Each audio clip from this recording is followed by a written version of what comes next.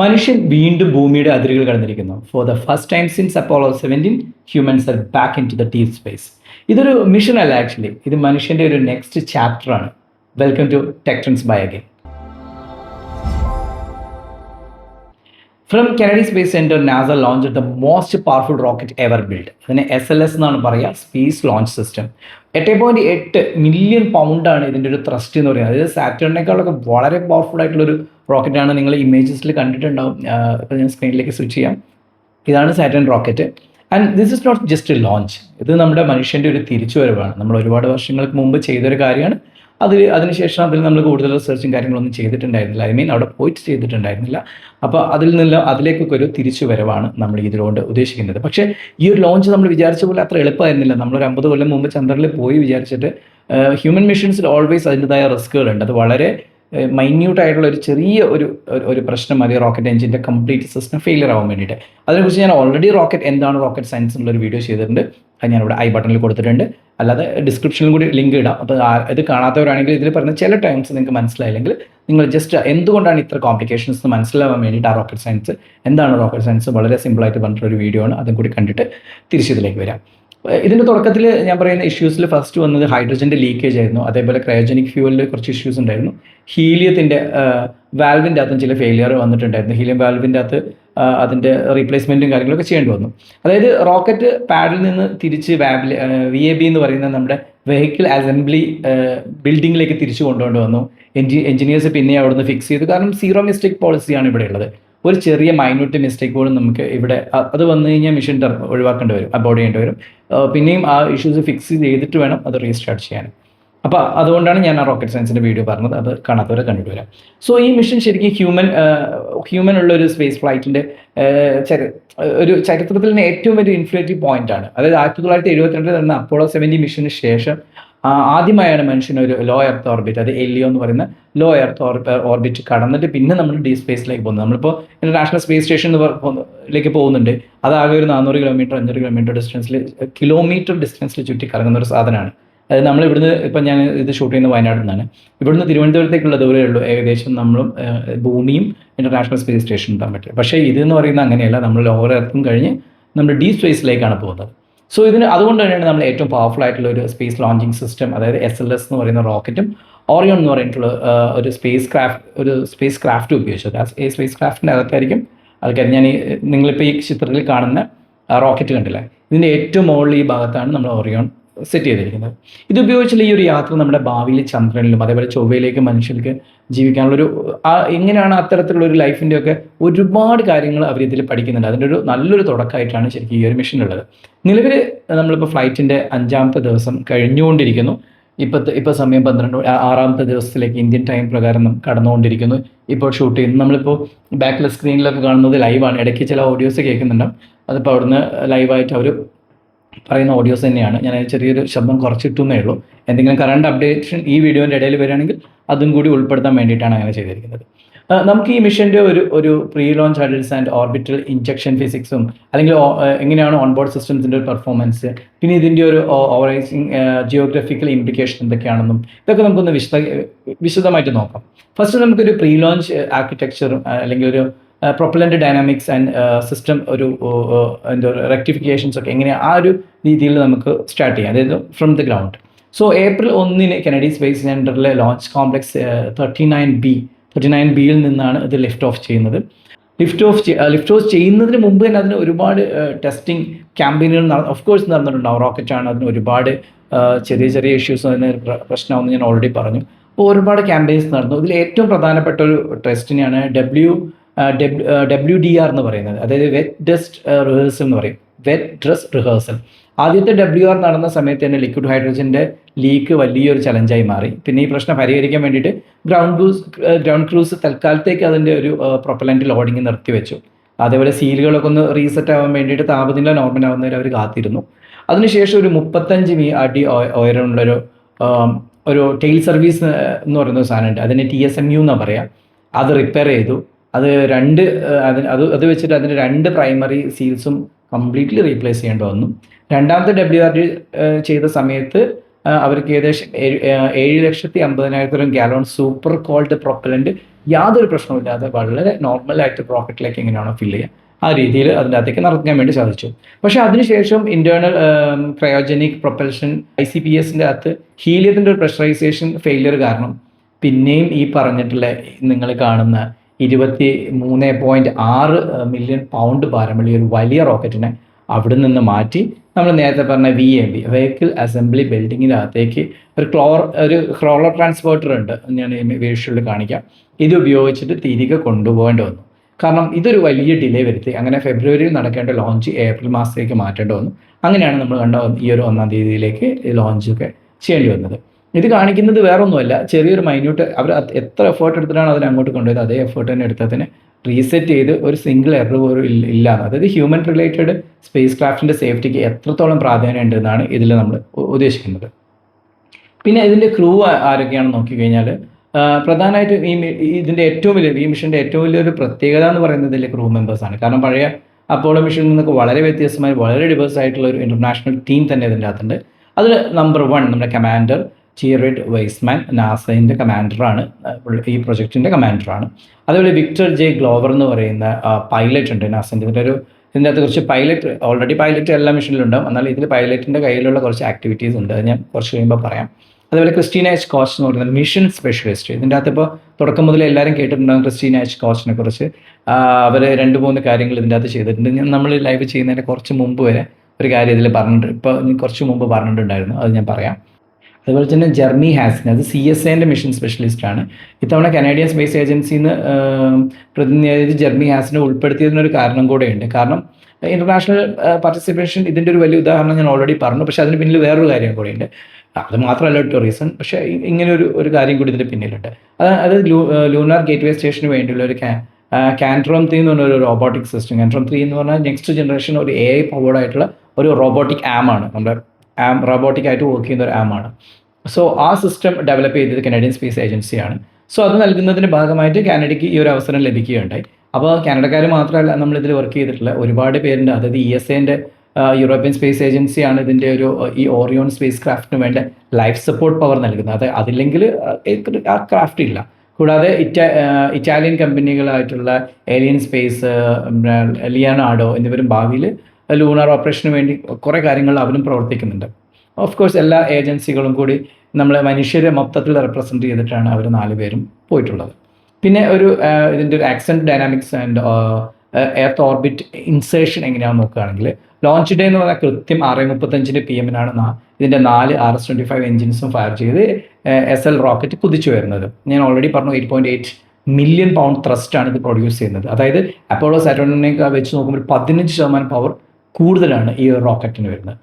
Launch കഴിഞ്ഞ് 18 മിനിറ്റിന് ശേഷം ഒരു 63 ഫീറ്റ് നീളമുള്ള അതിൻ്റെ വിങ്സ് ഉള്ള ഒരു സോളാർ അറേ ഉണ്ട്, അത് ഡിപ്ലോയ് ചെയ്തു. പിന്നെ പവർ സപ്ലൈ ഒക്കെ അതിൽ നിന്നാണ് വരിക. പിന്നെ ഹൈ എർത്ത് ഓർബിറ്റായ HEOയിൽ എത്താൻ വേണ്ടിയിട്ട് ICPSൻ്റെ 2 പ്രൊപ്പൽഷൻ ബോൺസ് നടത്തി. പ്രധാനമായിട്ട് ഇതിന് ARB എന്ന് പറയുന്ന ഒരു പ്രൊപ്പൽഷനും PRM എന്ന് പറയുന്ന 2 രീതിയിലുള്ള പ്രൊപ്പൽഷനാണ് അവർ ചെയ്തത്. ഇതോടെ സ്പേസ് ക്രാഫ്റ്റ് 44,525/115 മൈൽ എന്നൊരു അതിവിശാലം വളരെ വലിയൊരു ഓർബിറ്റിൽ എത്തിച്ചേർന്നു. എന്തിനാണ് അവർ ആ ഓർബിറ്റിൽ കുറച്ച് നേരം നിന്നതെന്ന് ചോദിച്ചാൽ, അല്ലെങ്കിൽ ആ ഒരു ഓർബിറ്റ് കണ്ടിന്യൂ ചെയ്തെന്ന് ചോദിച്ചാൽ, സിസ്റ്റംസ് എല്ലാം കൃത്യമായി പ്രവർത്തിക്കുന്നതുകൊണ്ട് അറിയണം. നമ്മൾ ഒരു വലിയൊരു യാത്രയായിരിക്കും ചൊവ്വയിലേക്കും അങ്ങോട്ടൊക്കെ പോകാൻ പോകുന്നത്. അപ്പോൾ അതിൻ്റെ ഭാഗമായിട്ട് ഇത്തരത്തിലുള്ള സിസ്റ്റംസിന് ഏതൊക്കെ രീതിയിൽ പ്രശ്നങ്ങൾ വരുന്നുണ്ട്, അല്ലെങ്കിൽ എന്തൊക്കെയായിരിക്കണം അതിൻ്റെ ഒരു റിയൽ ടൈം മോണിറ്ററിങ് തുടങ്ങിയ എല്ലാ കാര്യങ്ങളും അറിയാൻ വേണ്ടിയിട്ടാണ് അവർ കുറച്ച് നേരം അതിൻ്റെ അകത്ത് നിർത്തിയിട്ടത്. നിർത്തിയിട്ട് വെച്ചാൽ അവിടെ സ്റ്റോപ്പ് ചെയ്ത് വെച്ചല്ല, അത് കണ്ടിന്യൂ ചെയ്തത്.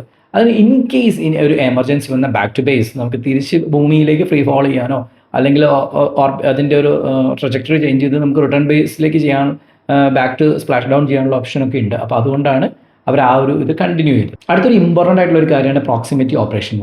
അതായത് പ്രോക്സിമിറ്റി ഓപ്പറേഷൻ എന്ന് പറഞ്ഞാൽ വാലിഡേറ്റിംഗ് മാനുവൽ സ്പേസ് ക്രാഫ്റ്റ് കിനെമാറ്റിക്സ്. അത് ഒരു ഹൈ എർത്ത് ഓർബിറ്റിൽ വെച്ച് നടന്ന ഏറ്റവും പ്രധാനപ്പെട്ട ഒരു എഞ്ചിനീയറിംഗ് ടെസ്റ്റാണ്. ഇതിന് ഷോർട്ട് ഫോമിൽ നമ്മൾ ഓപ്സ് എന്നാണ് പറയുക, അഥവാ പ്രോക്സിമിറ്റി ഓപ്പറേഷൻസ് എന്ന്. അത് പൈലറ്റ് വിക്ടർ ഗ്ലോവർ ഞാൻ പറഞ്ഞില്ലേ, കമാൻഡർ റിഡും വെയ്സ്മാനും കൂടി ചേർന്നിട്ട് അവരൊരു ഇൻറ്റഗ്രിറ്റി എന്ന പേരിട്ടുള്ള ഒരു ഓറിയോൺ സ്പേസ് ക്രാഫ്റ്റിനെ മാനുവലായി പറപ്പിച്ചു. ഇൻറ്റഗ്രിറ്റി എന്ന് പേരിട്ടൊരു ഓപ്പറേഷനാണ്. അതിനൊരു മാനുവലായിട്ട് പറപ്പിക്കുന്ന ഒരു രീതി. അതിൻ്റെ അകത്ത് ഒരു ICPS വരച്ചിട്ടുള്ള ഒരു ടാർഗറ്റ് നോക്കി കൃത്യമായി ഒരു 300 ഫീറ്റ് ദൂരത്തിലും പിന്നീട് ഒരു 30 മീറ്റർ ദൂരത്തിലും വന്ന് സ്പേസ് ക്രാഫ്റ്റ് നിർത്താൻ, അത് അവരുടെ കൺട്രോളിലാണ് അവർ പറയുന്ന സ്ഥലത്തേക്ക് അതിനെ നിർത്താനും റിവേഴ്സ് ചെയ്യാനും ഒക്കെ സാധിച്ചു. അതിനുശേഷം അവരൊരു ഓട്ടോമാറ്റഡ് ബാക്ക് ഫ്ലിപ്പ് മാനുവർ കൂടി ചെയ്തിട്ടുണ്ട്. അതായത് ക്യാമറകൾ കൃത്യമായി ടെസ്റ്റ് ചെയ്യുന്ന, അതിന് ശേഷം അവർ ക്യാമറകൾ കൃത്യമായി ടെസ്റ്റ് ചെയ്തു. കാരണം വെച്ചാൽ ഭാവിയിൽ നമ്മൾ ലൂണാർ ലാൻഡിങ് അല്ലെങ്കിൽ അവിടെ ഡോക്കിംഗ് നടത്തുന്ന സമയത്ത് മാനുവൽ കൺട്രോൾ ഡാറ്റ വളരെ അത്യാവശ്യമാണ്. കാരണം അവിടെ നമുക്ക് ഈ ഓട്ടോമേഷൻ ഇവിടുന്ന് ഒരു കൺട്രോൾ വെച്ചിട്ടൊന്നും ചെയ്യാൻ പറ്റില്ല. സിഗ്നൽ പോയി വരുന്നതിനൊക്കെയുള്ള സിഗ്നലിൻ്റെ കാര്യം പറഞ്ഞപ്പോൾ ഇതിൻ്റെ അകത്ത് അതിൻ്റെ ഒരു അഡ്വാൻസ് കാര്യം കൂടി ചെയ്തിട്ടുണ്ട്. അത് ഞാൻ വഴിയെ പറയാം.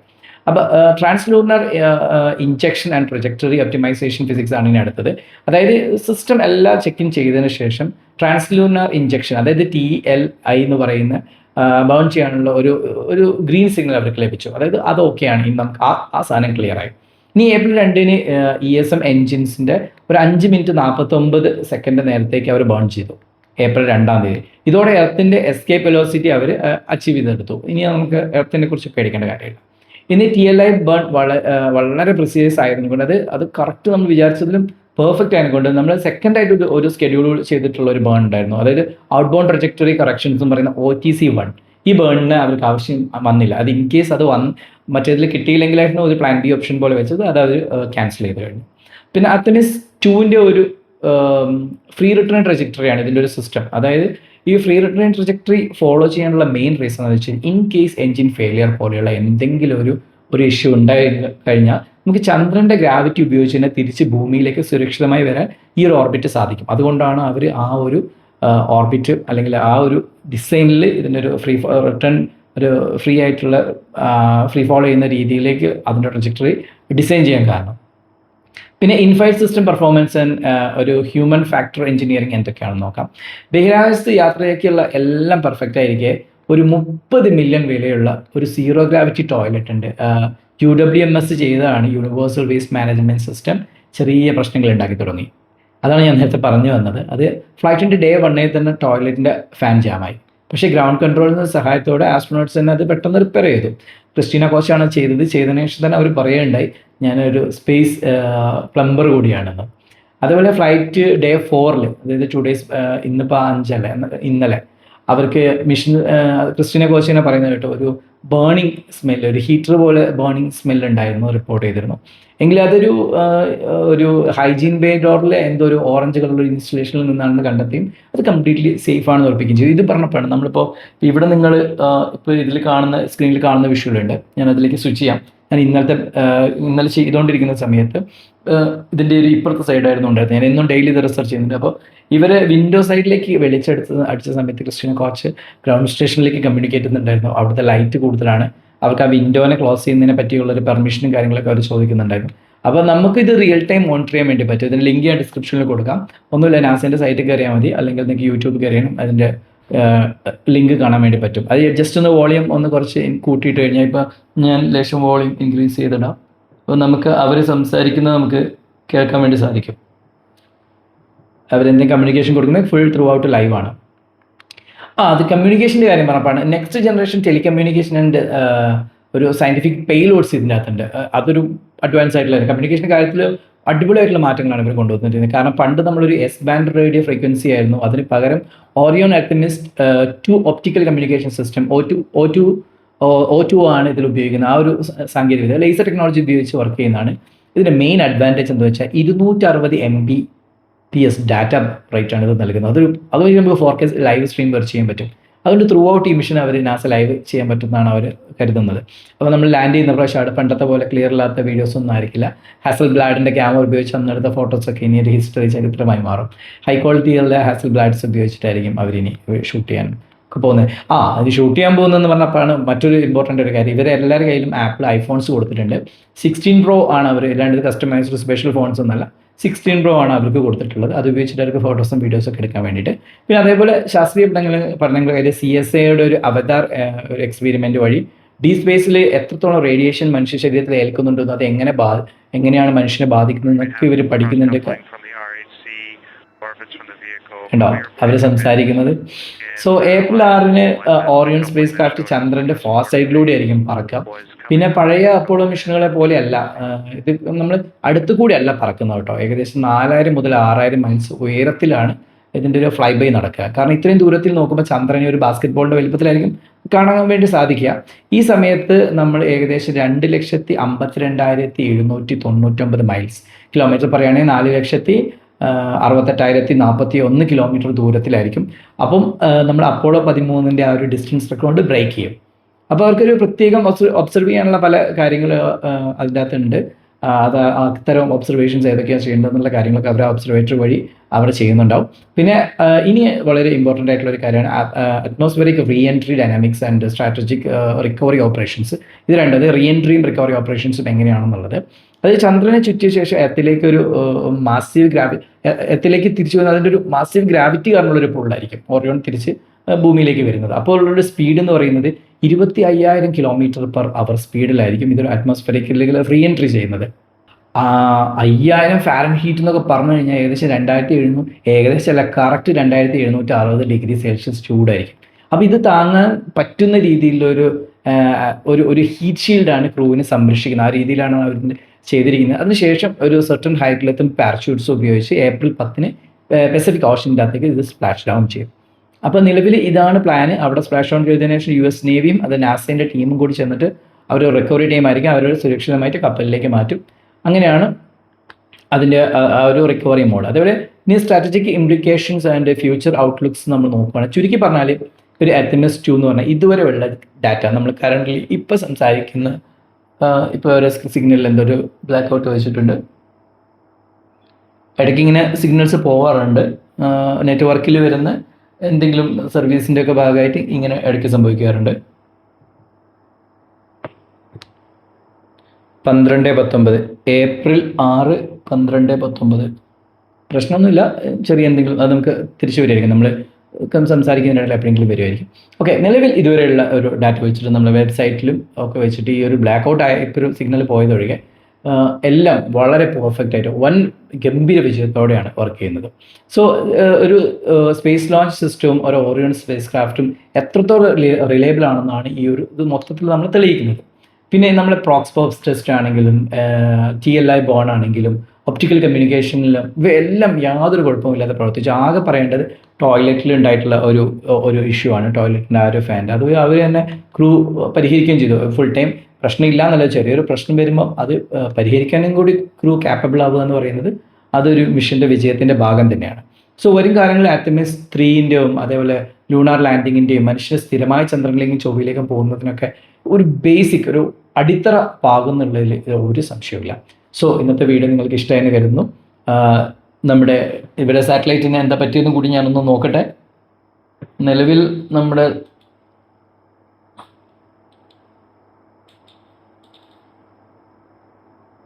നാസേൻ്റെ ഒഫീഷ്യൽ സൈറ്റ് തന്നെയാണ്. സിഗ്നൽ കട്ടായ എന്തോ ആണ്, അല്ലാണ്ട് വേറെ ഇഷ്യൂസ് ഒന്നും എവിടെയും കാണിക്കുന്നില്ല. എനിവേ ഇന്നത്തെ ഈ ഒരു വീഡിയോ നിങ്ങൾക്ക് ഇഷ്ടമായെന്ന് കരുതുന്നു. ചാനൽ ഇഷ്ടപ്പെട്ട് കഴിഞ്ഞാൽ സബ്സ്ക്രൈബ് ചെയ്യുക, ഷെയർ ചെയ്യുക. ഇത്തരത്തിലുള്ള വീഡിയോസ് ആയിരിക്കും ഈ ഒരു ചാനൽ വരുന്നത്. ഇത് നിങ്ങളുടെ ഫ്രണ്ടിന് ഷെയർ ചെയ്യുക. ഇനി നിങ്ങൾക്ക് ഈ ചാനലിൽ നിങ്ങൾ പ്രതീക്ഷിക്കുന്ന കുറച്ച് വീഡിയോസ്, ഇങ്ങനത്തെ കുറച്ച് വീഡിയോസ് കൂടി വേണം, അല്ലെങ്കിൽ ഇത്തരം ചില മാറ്റങ്ങൾ വെച്ചാൽ നന്നായിരിക്കും തോന്നുന്നുണ്ടെങ്കിൽ തീർച്ചയായും കമൻറ്റ് ചെയ്യുക. പുതിയൊരു വീഡിയോ കാണുന്നത്. Bye bye.